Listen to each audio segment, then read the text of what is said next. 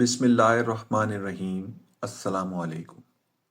दोस्तों, बैतुल्ला यानी खाना काबा को अल्लाह का घर भी कहा जाता है और मुसलमानों के लिए बहुत ताज़ीम और तकरीम का हामिल है। और ये ताज़ीम और तकरीम क्यों ना हो, क्योंकि इस ज़मीन पर ये अल्लाह का पहला घर है और अल्लाह के घर के बारे में हर मुसलमान के लिए जानना भी बहुत ज़रूरी है। याद रहे कि अल्लाह के घर के साथ बहुत सारे मोजज़ात और बहुत से हकाइक जुड़े हुए हैं। और आज हम आपको खाना काबा के बारे में चंद ऐसे हकाइक से आगाह करने जा रहे हैं कि जिनके बारे में बहुत कम लोग जानते हैं। और आज की ये वीडियो हर मुसलमान के लिए इंतहाई ज़रूरी है, लिहाजा वीडियो को स्किप करने की कोशिश मत कीजिएगा। प्यारे दोस्तों, बढ़ते हैं अब अपने मौजू की जानिब और सबसे पहले बात करते हैं कि काबा शरीफ की तामीर की। तो याद रहे कि खाना काबा कई मरतबा तामीर किया जा चुका है। खाना काबा जैसा आज हमें नज़र आता है ये वैसा नहीं है जैसे हज़रत इब्राहीम अलैहिस्सलाम या हज़रत इस्माईल अलैहिस्सलाम के दौर में दोबारा तामीर हुआ था। वक्त के साथ पेश आने वाले कुदरती आफात और मौसमी हालात की वजह से इसकी तामीर की ज़रूरत पड़ती रही है। और हम सब ये भी जानते हैं कि खाना काबा की दोबारा तामीर का एक बड़ा हिस्सा आप सल्लल्लाहु अलैहि वसल्लम की ज़िंदगी में मुकम्मल हो चुका था। और ये उस वक्त की बात है जब आप सल्लल्लाहु अलैहि वसल्लम की उम्र का 35वां साल था कि कुरैश ने नए सिरे से खाना काबा की तामीर का फैसला किया।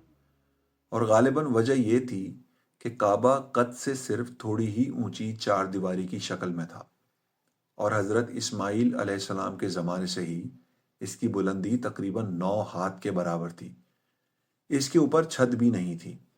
और दूसरी वजह यह थी कि काबे की तामीर को एक तवील ज़माना गुजर चुका था।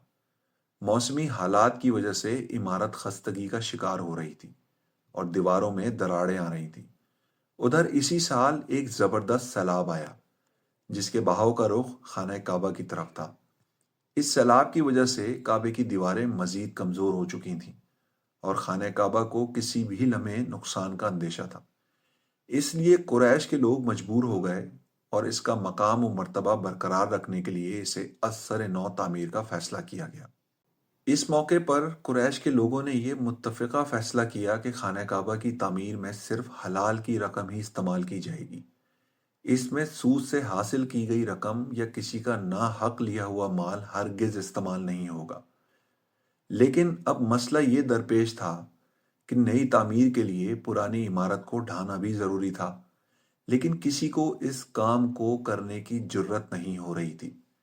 बिल आखिर वलीद बिन मुगीरा मखजूमी ने इब्तिदा की और जब लोगों ने देखा कि इस पर कोई आफत नहीं आई तो बाकी लोगों ने भी हिम्मत पकड़ना शुरू की और वो भी ढाना शुरू हो गए। और जब कवायद इब्राहिमी तक ढा चुके तो तामीर का आगाज़ किया। तामीर के लिए हर कबीले का अलग अलग हिस्सा मुकर्रर था और हर कबीले ने अलहदा अलहदा पत्थर के ढेर लगा रखे थे। तामीर शुरू हुई तो बाकूम नामी एक रूमी शख्स निगरान था। जब इमारत हजर अस्वद तक बुलंद हो गई तो फिर एक झगड़ा उठ खड़ा हुआ कि हजर अस्वद को इसकी जगह रखने का शर्फ व इम्तियाज किसे हासिल होगा। प्यारे दोस्तों, ये झगड़ा 4-5 रोज तक जारी रहा और आहिस्ता आहिस्ता ये मामला इस कदर शिद्दत इख्तियार करने लगा कि ये लगने लगा था कि सरजमीन हरम में सख्त खून खराबा हो जाएगा। लेकिन उस वक्त अबू उमैया मखरूमी ने यह कहकर फैसले की एक सूरत पैदा कर दी कि मस्जिदुल हराम के दरवाजे से दूसरे दिन जो सबसे पहले दाखिल होगा अपने झगड़े का फैसला इसी से करवाएंगे। लोगों ने यह तजवीज़ बखुशी मंजूर कर ली। प्यारे दोस्तों, अल्लाह तबारक व तआला की रज़ा और हमारे प्यारे नबी की शान देखें कि अगले रोज़ सबसे पहले रसूल अल्लाह सल्लल्लाहु अलैहि वसल्लम इस दरवाजे से तशरीफ़ लाए। लोगों ने आप सल्लल्लाहु अलैहि वसल्लम को जैसे ही देखा तो कहना शुरू हो गए कि ये अमीन है, हम इनसे राज़ी हैं, ये मोहम्मद सल्लल्लाहु अलैहि वसल्लम हैं। फिर जैसे ही आप सल्लल्लाहु अलैहि वसल्लम इनके करीब पहुँचे तो उन्होंने आप सल्लल्लाहु अलैहि वसल्लम को मामले की तफसील बताई। आप सल्लल्लाहु अलैहि वसल्लम ने इनका मसला सुना और उसके बाद आपने एक चादर तलब की और इसके बीच में हजर अस्वद को रख दिया और मुतनाज़े कबाइल के सरदारों से कहा कि आप सब हजरात चादर का किनारा पकड़कर ऊपर उठाएं انہوں نے ایسے ہی کیا۔ جب چادر حجر اسود کے مقام تک پہنچ گئی تو آپ صلی اللہ علیہ وآلہ وسلم نے اپنے دست مبارک سے حجر اسود کو اس کی جگہ مقرر کر دیا۔ یہ بڑا معقول فیصلہ تھا، اس پر ساری قوم راضی ہو گئی۔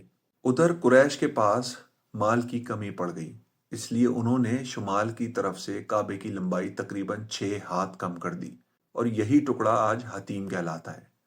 اس دفعہ قریش نے کعبے کا دروازہ زمین سے خاصا بلند کر دیا تاکہ اس میں وہی شخص داخل ہو سکے جس کو وہ اجازت دے۔ جب دیواریں 15 ہاتھ بلند ہو گئیں تو اندر 6 ستون کھڑے کر کے اوپر سے چھت ڈال دی گئی، اور اس طرح کعبہ موجودہ شکل میں آ گیا۔ اب خانہ کعبہ کی بلندی 15 میٹر ہے۔ حجر اسود والی دیوار اور اس کے سامنے والی دیوار یعنی جنوبی اور شمالی دیواریں 10 میٹر بلند ہیں۔ حجر اسود مطاف کی زمین سے 1.5 میٹر کی بلندی پر ہے۔ دروازے والی دیوار اور اس کے سامنے والی ایک دیوار یعنی مشرق اور مغرب کی دیواریں 12 میٹر بلند ہیں، جبکہ دروازہ زمین سے 2 میٹر بلند ہے۔ دیوار کے نیچے چاروں جانب ایک بڑھے ہوئے کرسی نما ضلع کا گھیرا ہے، جس کی اوسط اونچائی 25 سینٹی میٹر اور اوسط چوڑائی 30 سینٹی میٹر ہے۔ اسے شاذ رمان کہتے ہیں۔ یہ بھی دراصل بیت اللہ کا ہی حصہ ہے، لیکن قریش نے اس وقت وسائل کی کمی کی وجہ سے اس کو چھوڑ دیا تھا۔ پیارے دوستو، اس طرح خانہ کعبہ کی تعمیر مکمل ہوئی۔ دوستو، امید کرتا ہوں آپ کو آج کی یہ ایمان افروز ویڈیو ضرور پسند آئی ہوگی۔ اگر آپ کو یہ ویڈیو پسند آئی ہے تو ہماری ویڈیو کو لائک کریں، ہمارے چینل کو سبسکرائب کیجئے اور اپنے پیاروں کے ساتھ شیئر کرنا مت بھولیے گا۔ بہت جلد اپنی اگلی ویڈیو کے ساتھ حاضر ہوں گے۔ اللہ حافظ۔